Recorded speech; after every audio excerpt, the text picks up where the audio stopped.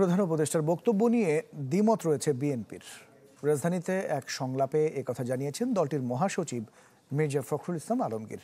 তিনি বলেছেন, নির্বাচনের মধ্য দিয়ে প্রতিষ্ঠিত সংসদেই জনগণের সমস্ত চাহিদা নিয়ে আলোচনা হবে। এদিকে বিএনপির স্থায়ী কমিটির সদস্য সালাউদ্দিন আহমেদ অভিযোগ করেছেন, স্বাক্ষরিত সনদ নিজেই লঙ্ঘন করেছেন প্রধান উপদেষ্টা। নতুন বাংলাদেশ গড়তে এলো জুলফিকার স্টিল। জুলফিকার স্টিল, ইস্পাত দৃঢ় অঙ্গীকার। সংসদ নির্বাচন ও জাতীয় ঐক্যের প্রয়োজনীয়তা নিয়ে রাজধানীর রেডিসন ব্লুতে এই সংলাপ। Foundation for strategic and development studies আয়োজিত অনুষ্ঠানে অংশ নেন বিএনপি সহ বিভিন্ন রাজনৈতিক দলের নেতারা। তবে সবকিছু ছাপিয়ে আলোচনায় ছিল জুলাই সনদ নিয়ে জাতির উদ্দেশ্যে ডক্টর মোহাম্মদ ইউনূসের ভাষণ।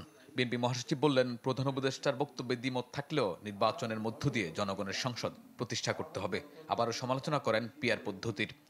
যেমন আজকে আমাদের প্রধান উপদেষ্টা যে বক্তব্য দিয়েছেন, এটা নিঃসন্দেহে অনেকেরই আপনারা হয়তো মনে করবেন যে এটা একটা সকলের কাছে গ্রহণযোগ্য একটা আপনার বক্তব্য তিনি দিয়েছেন। কিন্তু এর মধ্যে দ্বিমত থাকতে পারে, আপনার অন্য মত থাকতে পারে। 2026 সালের ফেব্রুয়ারি মাসে একটা নির্বাচন দিয়ে আপনার জনগণের একটা পার্লামেন্ট নির্বাচন করা, এবং সেই পার্লামেন্টই জনগণের সমস্ত মীমাংসিত যে আপনার ইস্যুগুলো আছে সেই ইস্যুগুলো নিয়ে আলোচনা করে তারা সেখানে সুনির্দিষ্ট একটা সামনের দিকে পথ বাড়তে দিতে পারবেন।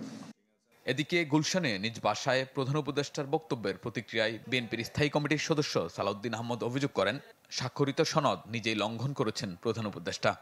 সংকট তো সৃষ্টি করেছেন জুলাই জাতীয় ঐক্যমত্য কমিশন এবং সরকার নিজেই।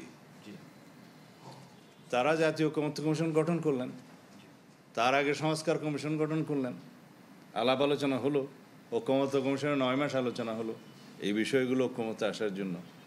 তারপরে জাতীয় সনদ রচিত হলো, প্রণীত হলো, স্বাক্ষরিত হলো, তার বাইরে কেন যাবেন? আর গুলশানে দলের চেয়ারপারসনের কার্যালয়ে ফ্রান্স রাষ্ট্রদূতের সাথে বৈঠক শেষে আমির খসরু মাহমুদ চৌধুরী বলেন, দেশের মানুষ স্থিতিশীলতা চায়। সরকারকে জিম্মি করে কিছু করতে চাইলে ভবিষ্যৎ ভালো হবে না। তাদের কর্মকাণ্ডের জন্য যদি যারা নির্বাচনকে পিছিয়ে নেওয়ার চিন্তা করে, তাহলে তার মানে তারা গণতন্ত্রের বিরুদ্ধে। শাহনেওয়াজ বাবলু, চ্যানেল 24, ঢাকা।